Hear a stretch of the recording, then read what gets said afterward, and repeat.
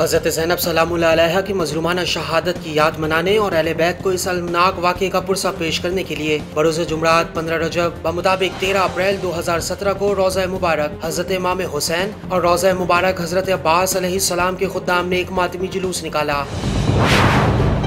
हरम अमीरुल मोमिनीन मौला अली के खादिमीन ने शहादत बीबी ज़ैनब सलामुल्लाह अलैहा की मुनासिबत से जुलूस अज़ा का इनेकाद किया, जिसमें हज़ारों मोमिनीन ने शिरकत की। बरोज़ बुध 14 रजब बमुताबिक 12 अप्रैल 2017 को इराक में तैनात हॉलैंड के सफ़ीर ने रोज़ा मुबारक हज़रत अब्बास अलैहिस्सलाम की ज़ियारत का शर्फ हासिल किया और ज़ियारती मरासिम की अदायगी के बाद रोज़ा मुबारक के सेक्रेटरी और मरकजी कमेटी के अरकान से मुलाकात की।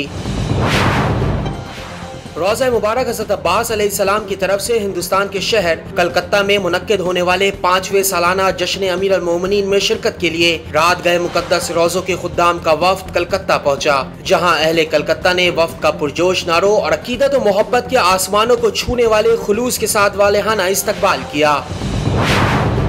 ईरानी आर्टिस्ट ने निहायत कीमती और नादिर कांसी से तैयार करदा कुरान हरम अमीरुल मोमिनीन को हदिया किया, जिसका वजन 30 किलोग्राम था। हरम के जनरल सेक्रेटरी ने इस तोहफे को कीमती करार दिया और इसे खजाना अमीरुल मोमिनीन में जमा करने पर शुक्रिया अदा किया।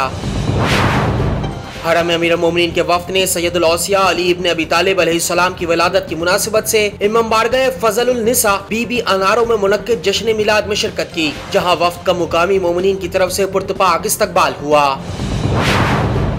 मुकद्दस रोज़े के खुद्दाम का वफ्द पाकिस्तान और चीन की सरहद के करीब वाक़े शहर शगर में पहुंचा तो अहले शहर ने खुद्दाम का वालेहाना इस्तकबाल किया और पुरजोश नारे लगाए। पूरे रास्ते में वफ्द की गाड़ियां जहां जहां से भी गुजरी, वहां के रहने वालों ने मजहबी नारों के साथ मुकद्दस रोज़े के खुद्दाम का खैर मकदम किया। हरम अमीरुल मोमिनीन के जनरल सेक्रेटरी ने मिलाद बासादत हजरत अमीरुल मोमिनीन के दिन तलाई दरवाजे का इफ्तिताह किया और इस मुबारक दिन के मौके पर मुख्तलिफ मंसूबे के क़याम का ऐलान किया।